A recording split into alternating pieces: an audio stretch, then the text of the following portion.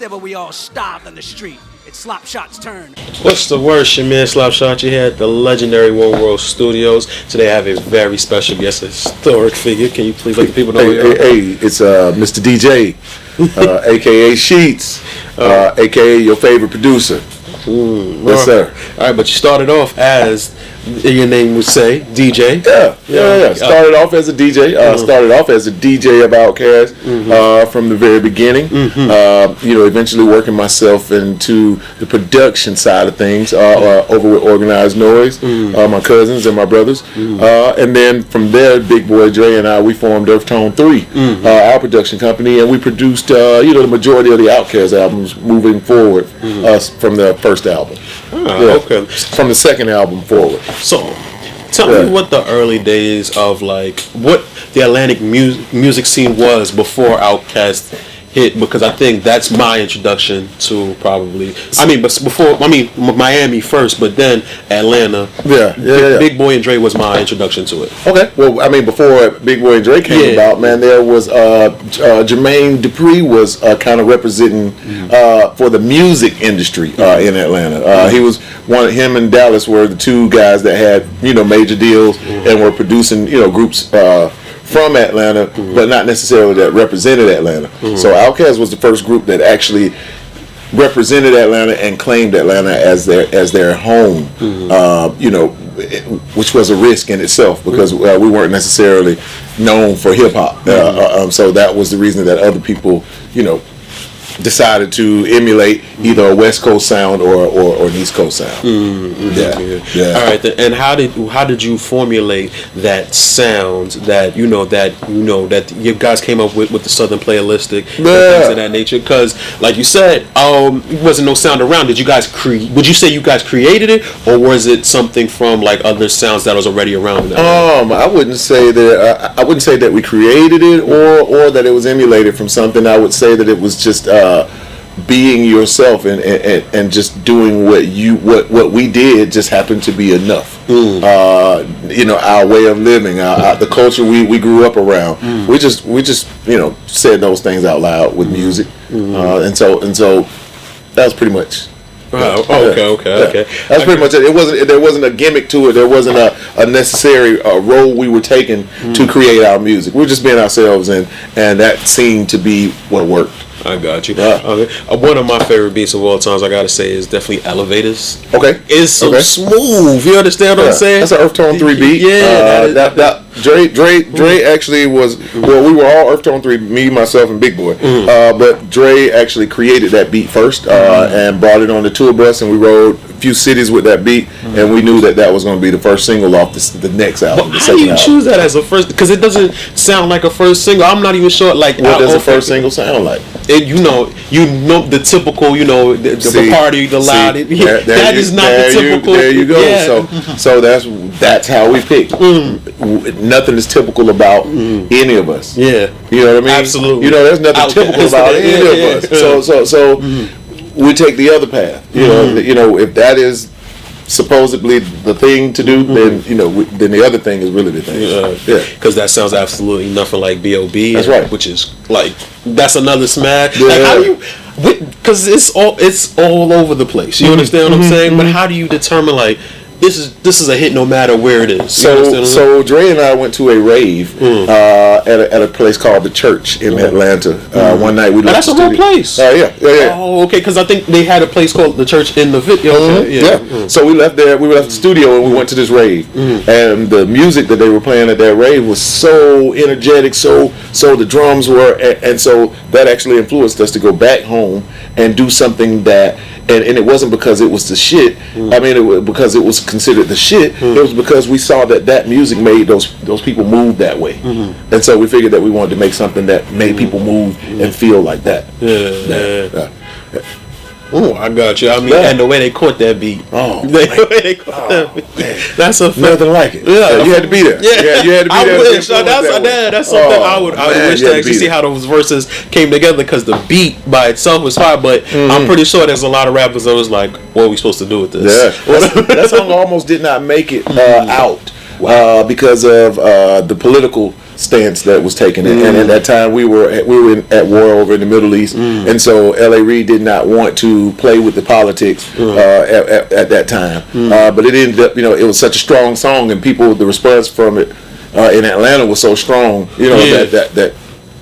What made you guys tackle that? Because I mean, like, if you just read the name, it's like especially during that time, especially like post 9/11 and things of that nature. What made you guys go with that, like Bombs Over Baghdad? It was really about the beat and the tempo and the music. All of Outkast songs have meaning, so that's nothing different from Bombs Over Baghdad or anything else. They all have subject matter and meaning, but the energy of Bombs Over Baghdad was so superseded everything else. And so we decided that we would roll with that one first. Okay. Yeah. All right then. So as you guys come, as clear that you guys still have an influence on the game, even to this summer with Metro dropping the Futuristic Summer album. Yeah. There's clear elements, from the EarthToneIII sound. You understand what I'm saying? I do. Yeah. How does that feel, man? Something that started, what we talking like 94, 95? Yeah, it's 94. It started 94. 94, 95. Well, still around 30 years later. Still being reciprocated, man. That's awesome, man. That's really all you can ask for, man. As a reward for what you create, if somebody just if they keep it around, if it's able to hang around and to influence a few more generations, that's all you can ask for as a producer. That your music lives long enough to influence another generation. Did you see Atlanta becoming the mecca of hip hop at a certain point? I did not. I did know that we were serious about what we were doing, and before you knew it, by the time we came back from off the road after 15 years, Atlanta was a whole nother place. Like we were leading the pack when it came to the hip hop, when it came to all of those things. Yeah. So unexpected, but not surprising. I got you. I mean, how many people was actually like into the music when you guys started? I mean, because it's like we go down, you throw a stone in Atlanta, now you're gonna hit a rapper. You understand what I'm saying? I mean, there were a lot back then. It's always been a lot of talent in Atlanta. That is part of the reason Dre said that Atlanta has a demo and nobody wants to hear it. Man, we've been bubbling with soul and spirit and lyrics for ages. There's a strobe light, and it goes around in a circle, and that strobe light, by the time it made it to us, we were just bursting with something, with things to give. All right. So, but speaking of Atlanta today, you have your own project. I do. Next month. All right. It's called Beats, Vibes, and Verses. Yes. All right. So I'm assuming it's a compilation. So. Funny that you say that. It started as a compilation. Okay. And then I decided that I did not want to have to be bothered with waiting on artists to come in, people to show up, and then whatever their energy may be and whatever they may want to write about. There were a lot of moving parts in doing a compilation. Yeah. So at that time, one night went out to eat with Dre, Big, Ray from Organized Noise, and when we left the dinner, we all went back to the studio, and everybody started playing each other their albums and music. This is recent stuff? Yeah, people were playing music for each other, and so during that session, I was influenced and inspired to do a album of my own instead of a compilation album. So no, it's not a compilation album. It's me as an artist, and the music is music that I have executive produced and produced. Okay. Yeah. So you just told a story about how it comes together. How does it sound? What are you looking for in the sound? It sounds so. What you will realize is what my contribution to the Outkast and Dungeon Family sound was. So it's a continuation sound wise of what we've always done and consistent with the level of music that we've always put out. And it's a retrospective me talking about my life in retrospect as a grown and a mature person. A lot of good times, a lot of fun, a lot of yeah, a lot of tour bus stories. Yeah, a lot of those. You definitely get some insight into my life, and the majority of my life has been this thing. So you get a little insight into that. Okay. Yeah. Rock and roll. A lot of good. But I got to tell you, I got some really great features on there. Okay, do talk. Let me tell you about those. So we got Jazzy Faye. I don't know if you know who that is, but Jazzy is. I got So My name is Slops. Yes. I have a nickname, Sloppy Fizzle. Yeah. They gave me that in high school because they said I looked like Jazzy Faye. Okay. There it is. So shout out to Jazzy. Well, good. So Jazzy Faye did a hook on this album for me.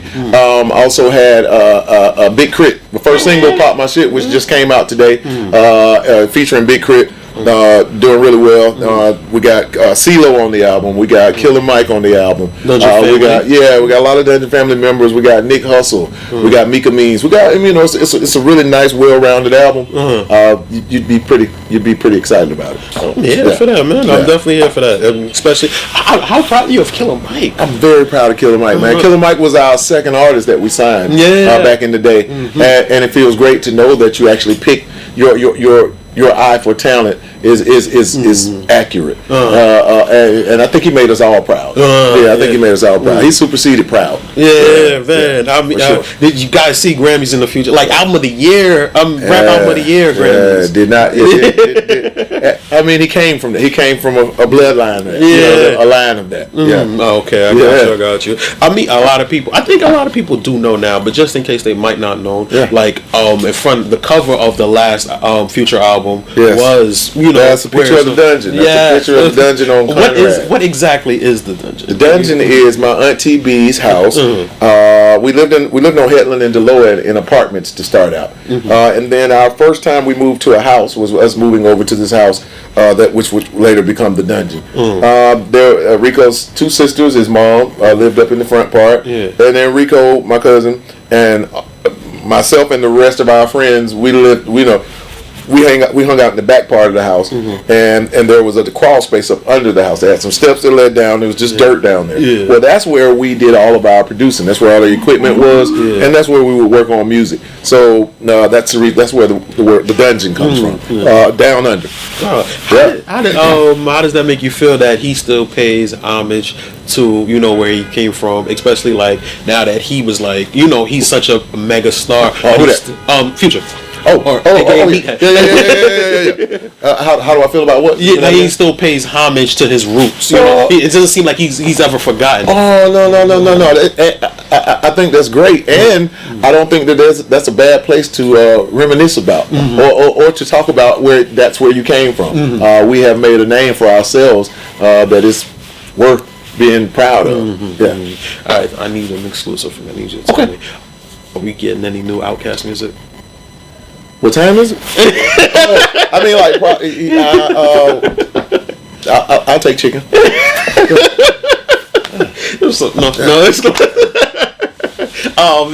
The world has been asking for that. I mean, what we do know for sure is they will be together for the Rock and Roll Hall of Fame induction. Absolutely. Yes, sir. Absolutely.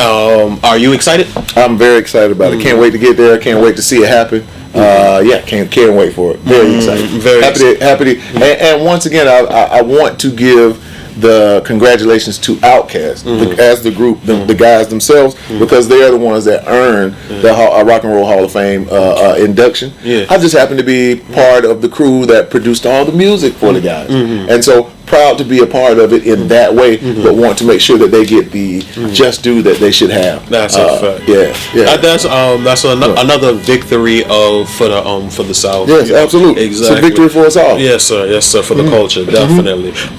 So can I ask you something? All right then. I've heard the story about like International Players Anthem and when Dre stripped down the beats. What did you think about that personally when he did that? Well, that's just Benjamin. That's just Benjamin. He's gonna go the opposite direction of what you think should happen. That's just the way he is.